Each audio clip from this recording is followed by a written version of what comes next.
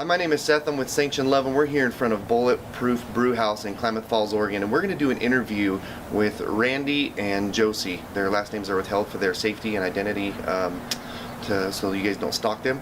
And so, yeah, here we go. All right, good morning, guys. Thanks for coming. Really appreciate you taking the time to come here. And much less of an interview than we want to have just a conversation about some of your passions and how that has affected your life and those around you. So let's go ahead and get going. The first thing I know, Randy, just so that everyone else knows, your topic is, unless you changed it, is more of unshakable identity and what that means and how that's played out in your life.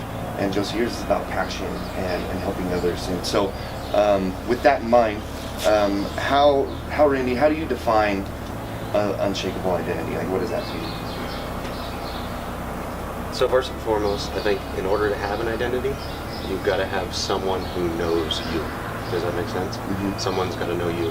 And so unshakable identity means that the source of whatever it is that knows you is solid. A lot of people, they put their stock in performance. They put their stock in their job, in their relationships. Stuff that's shakeable, you know what I mean? Stuff that can be changed. Mm-hmm. And so for me, it's finding something that's solid, that's unshakable, that serves to build your ego container, your identity. And Josi, same thing. You know, how would you define passion? I mean, everyone, you ask 10 different people, you get 10 different descriptions of what passion is. So what is that to you? Passion to me is just when your purpose and your destiny intersect. Like when you're passionate about something, there's this fire that comes alive in your heart, and no matter what it is, you can wake up every day excited to do it. And I think it aligns with just what you're born to do and the gifts that you naturally have, and then using those gifts to make an impact on other people's lives. And so another question for you, Josi. How has it been since everyone found out that you were embezzling from your company? I didn't realize it was a funny thing, but maybe to you, I mean, you're the one laughing all the way to the bank, so.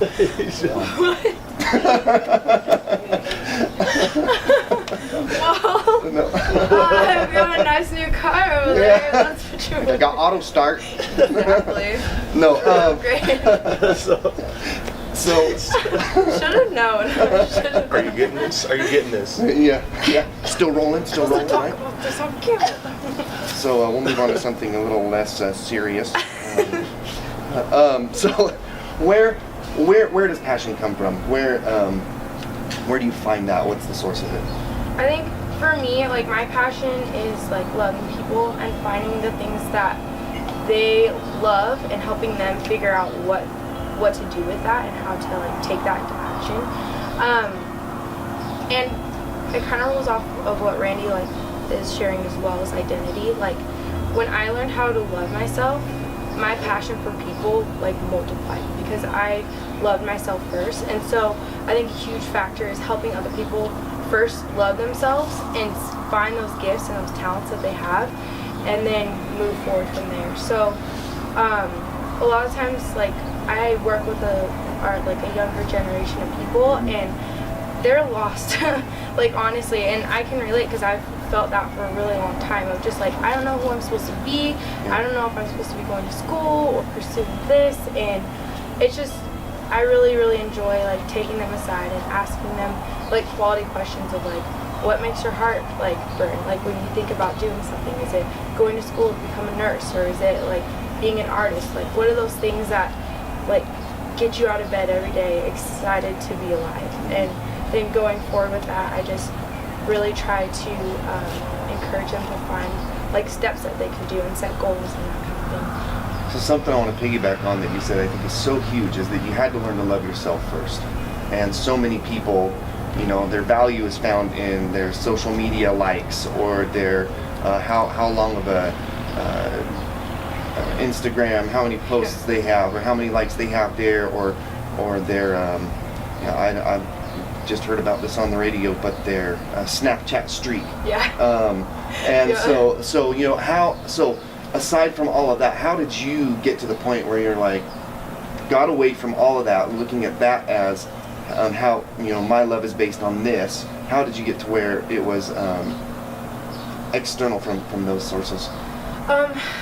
I have to say, well, it's been a journey, or like a probably 7-10 year journey of just like. And that, I want you to keep going, but that's huge right there, because I think so many people think it's over. expect something, like today or this week, by the end of this week, I'm going to get this. Yeah. But 7 to 10 years, that's good. Well, and like, it came from like, when I was younger, I was kind of like verbally abused by my pastor's sons, and they told me I was worthless, and for 6 years, I was told that I was like garbage. And so I believed that because they're my pastor's sons. Mm-hmm. And there was a really long time that I was bitter and angry towards them for robbing me of like the joy of being a kid and being able to just be free, but instead I was like bullied, and I was told that I was worthless constantly. And it took me forgiving them first.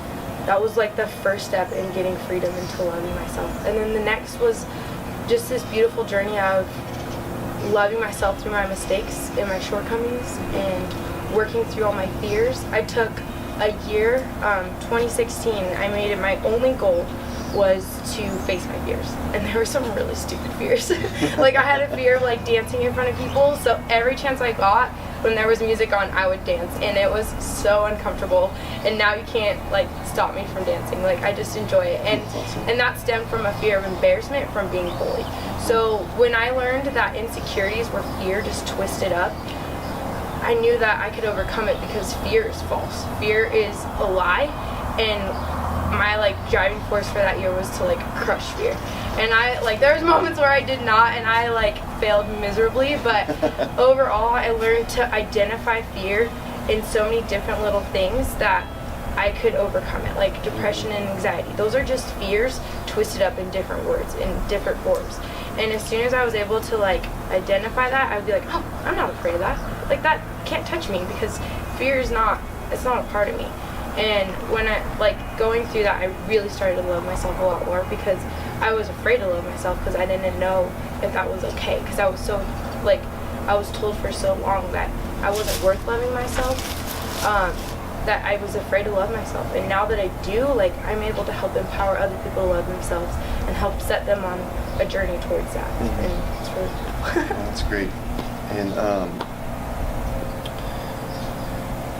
so something tailing off of that for you, her identity was robbed and twisted and turned into something that it wasn't true in the church. And I think that unfortunately is not an uncommon thread, not maybe that specific thing, but how does having an unshakable identity and having that when we're in not just a world, but even often within the church, we have people that are telling you who you can and can't be, and that messes up people's identity. So I guess it's more of an open-ended statement of just how would you address that? No, I agree. You're right. It's a kind of open-ended statement.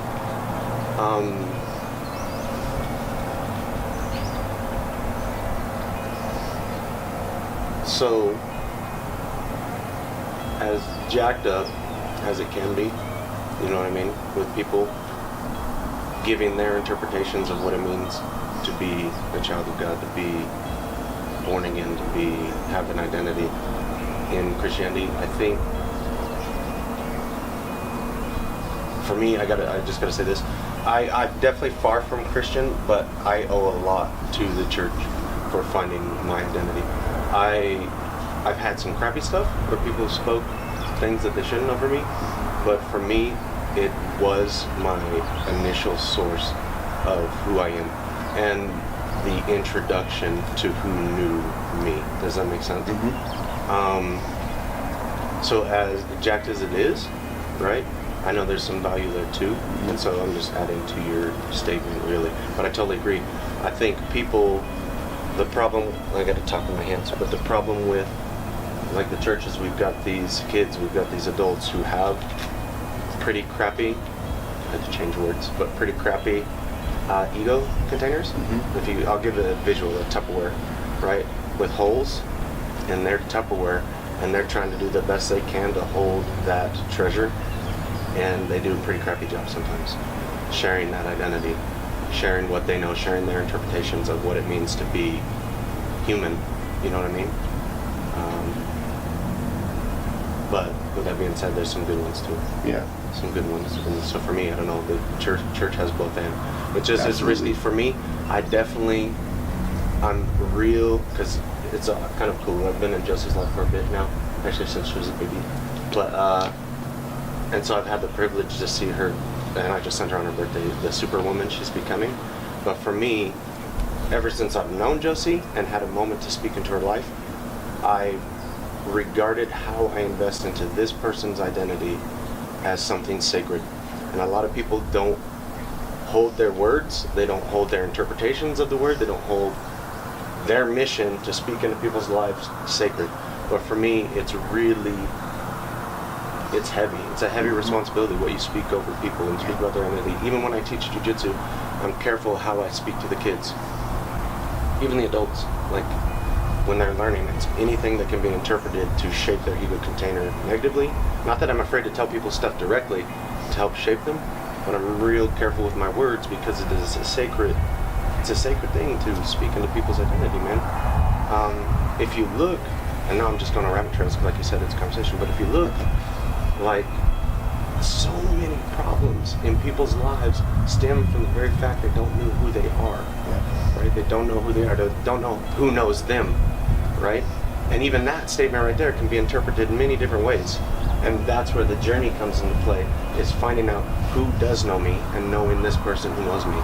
Some people refer to it as different things, but for me, it's God. Yeah. That's good. And that's good. All three of us would definitely say we've been impacted positively by the church as well. And, Yeah, definitely. so yeah, I'm glad you clarified that, because this is not a negative light in that, but it does. Unfortunately, there is that in a place that so many people think is a safe haven, and so they let their guard down to where they're sometimes the most vulnerable. And then when they realize that I shed all my armor and now I'm being attacked, all that armor just comes right back on. And so, yeah, it's good.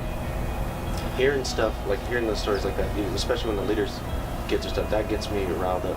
Yeah. You know, it's Yeah. like when I hear parents speaking over their kids with identity, not the fear of like, if I say this over my kid, they're going to turn into this, but all the time, I'm thinking if I want to say this real quick, so pause for a second. I gotta think how I want to say it. No, yeah, you can get it.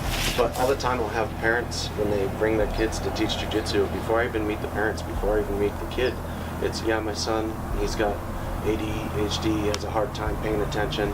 And they say this within earshot of the child. You know what I'm saying? And so that's just re-solidifying how they feel about themselves. They might have that way, like my boy Isaac, I love him. He has a hard time focusing sometimes. I don't speak over him and say, you know, you got ADHD. He might, you know, I don't know. I'm not saying he does or nothing like that, but I don't, all that is internalized, and then I try to process how I'm going to approach him, right? To keep his identity solid. I don't know if that makes sense, but Yeah. I'll see people all the time, even in a little casual conversation, just the way they speak over the kids. Once I had a lady speaking over her child, and she was saying stuff, and so I turned to the child. I said, I think this is going to be amazing. I think you're going to do awesome, right? Speaking into the identity. The child still had, you know, challenges Yeah. that they needed to come over, but that's not going to be my starting point for who you are. Does that make sense? Yeah, yeah. Like I'm rambling. Starting looking at them as a blank slate instead of the labels and identity that someone else has already placed on them. Oh, absolutely. But you are using. not even a blank slate, because it's funny, I'm saying more scripture than I want to, but Psalm 8, what is man that you are mindful of him, the son of man that you care for him? You made him a little lower than heavenly beings, and you crown him with all glory.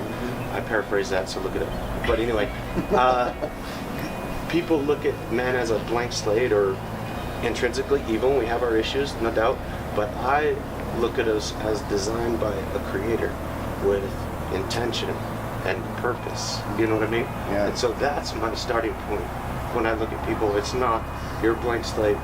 It's not you're a shitbag. It's, you are designed in the image of the Creator, and so there's something amazing in you that we've got to find, and it ties right in with Josie. Not to toot Josie's horn, but even that's I approach Josie is like, there's something amazing about this woman. It's going to be awesome. And so I approach her like that. I approach my boys like that. I approach my spouse like that. That's the starting point, more than a blank slate. That's good. Is that the person who knows us is so unshakable. He is creative.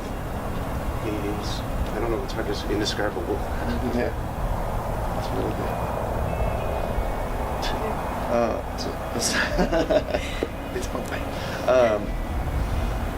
So, Josie, I'll let you take this one first. People want to be a part of something that matters. People want to feel like they matter, and they want to feel like they are a part of something bigger than themselves that is not just there because it's there, but that it's making a difference, and it changes.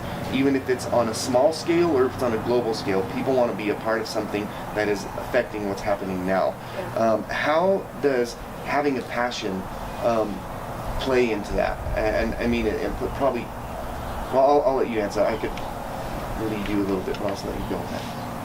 So, I think, like, if your passion plays into your purpose, like, there's this, like, driving force of, like, what I'm doing is making an impact. And what I'm doing matters. And it's not just, like, a day-to-day, okay, I'm going to go to my job, I'm going to do this, I don't really care. Like, if you find something that you can do and love every single day that you feel like is making an impact on the world, like, that is gonna drive you in a way that's literally like supernatural. Like, it will get you out of bed at 3 o'clock in the morning to go make coffee. Like, that's what I get to do every day. And it's not because I love making coffee, it's because I love the people I get to meet. I love my coworkers that I get to pour into every day. And like, with where I work, we get the extreme privilege of meeting so many different people, so many different walks of life, and we get to love them. And so, I don't know, it's just like, when you know that you are doing something purposeful and it's making a difference in someone's life, like, that motivates you so much more. And I could give an example, and I didn't want to share it, but now I do. But the other day, this was literally just last weekend, I had a customer come through. She's been one of my regulars for probably 4 years, and her husband recently passed away, and she's older. She's probably in her 60s, 70s, and she's a little, like, disabled. And she, like, invited me to her husband's funeral. Like, that's the kind of relationships I get to make with my customers. And she came through, and I just asked her how she'd been and what was going on in her world, and she shared with me that she was kind of struggling because she had 2 cords of wood that she needed to chop up and have stacked before winter by herself. And I was like, do you have anybody do you have kids or anybody? She's like, no, I'm all alone. I don't have anyone. I'm literally just cutting, and they're big pieces of wood. And she's like, I'm just cutting them just to get through the day. Like, I don't have enough energy. I don't have enough strength to be able to get what I need for the entire winter. Like, it's all stacked up, but I can't cut it all.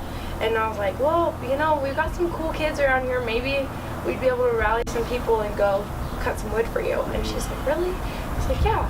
And we've been friends on Facebook, so we were messaging back and forth. And I was like, I'm going to ask, you know, my crew and see if anybody would be willing to do it. And long story short, we rallied about 10 people to go out and cut wood for her for like 3 hours. And like, she didn't have money to pay us, and we didn't want to be paid. Like, it was something so much more than that. It was getting to be a tangible conduit of love for somebody that I just make coffee for.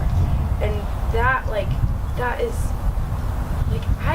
like, for me, I don't mind doing that kind of stuff, but being able to rally, like, 10 different people on a Saturday to go cut wood, like, that touched my heart so much, because what we're doing matters. Yeah. And the opportunity to touch people's lives matters. And they saw that, and they took that, and they went with it. And I was overwhelmed with gratitude that they took the time out of their day to go be the hands and feet of Jesus and go love somebody and be a part of our community.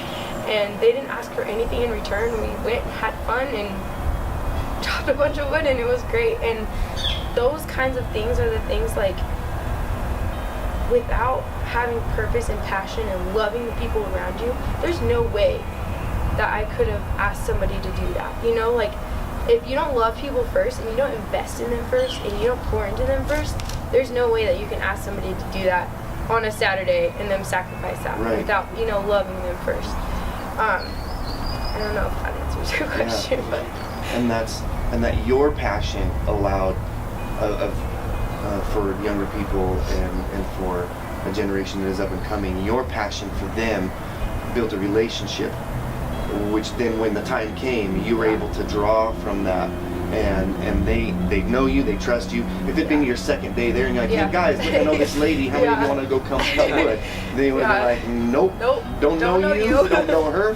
And not giving them a Saturday. Yeah, but that allowed, I think it's interesting because your passion for that allowed other people, whether they ever wanted to or not, allowed them to be a part of something greater. Yeah. So it wasn't that they all had to have the same passion you did, but you following your passion brought people into a situation to where they can feel fulfilled and like they're benefiting something outside of themselves. Yeah. Absolutely.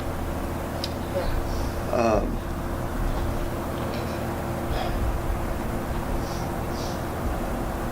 How do you feel like that identity, that same thing, I'll reread it, people want to be something a part of something that matters and is bigger than themselves. How do you see your identity playing into that?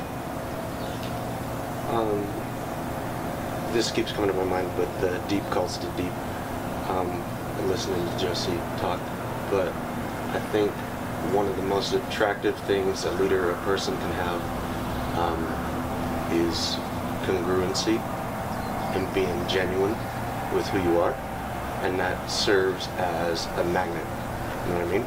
And so again, if you have this superficial exterior of built around, or your ego built around even the mission more than who you are as a person, does that make sense? Mm-hmm. That'll be a deterrent, whereas living congruent, like I guarantee the people who teamed up with Josi did it because they knew that to Josi it genuinely meant something to help this lady out. Mm-hmm. It wasn't let's go get our feel goods, let's go. It was to Josi, it was genuinely, I want to help this person out. So her living congruent, again, I think is a magnet.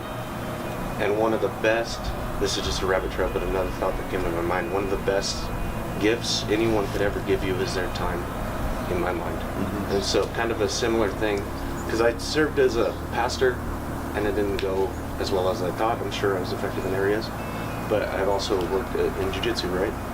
And I've been humbled by the amount of time people have given to invest into custom jiu-jitsu. And I think when I was trying to do both, I was trying to pastor and lead jiu-jitsu. Jiu-jitsu was flourishing, pastoring, it was all right. You know, I've had some great relationships that are still here. Yeah. But it's because I wasn't being congruent, operating like I was trying to be true, I was trying to be honest, I was trying to be right and lead, but it wasn't congruent with who I was. And so I shifted my energies, and now I'm in a field where I can be congruent. Does that make sense? Mm-hmm. And so people are drawn to that, and some people aren't. I think that's a huge thing, rabbit trail, but that's a huge thing, is that it doesn't matter who or how many, it's just you being authentic to who you are and your identity that's been revealed to you and that you're discovering through your journey. You being authentic to that will draw who needs to be drawn to you, or who you need drawn to you. Does that make sense? Yeah. Like, because, not to toot your horn, but I need you in my life. You know what I mean? And I know it's mutual. Yeah, absolutely. But there's some people who won't ever be drawn. Or there's some people who shouldn't be drawn. Yeah. So, you know what I mean? And so it matters. And I've just got to be authentic to me, because hopefully you're being authentic to yourself, drawing the people that I'm not going to reach. Yeah. I think, again, out trying to overextend, again, to build something bigger than I'm supposed to, incongruent, is almost just as dangerous, you know what I mean? I want to name drop people and examples that come to my mind, but I'm not going to say it, never mind. But you see that with leaders who get this big facade. They get this big thing, bigger than it really is, and then all of a sudden there's some huge scandal, right? Because they lost sight and they tried to overextend and be bigger and more important than they really were. It's just being you, realizing you don't have to affect everybody, you don't have to pull everybody, but just draw the people you're going to draw and allow the people to be drawn to you, drawn to you. And that's good.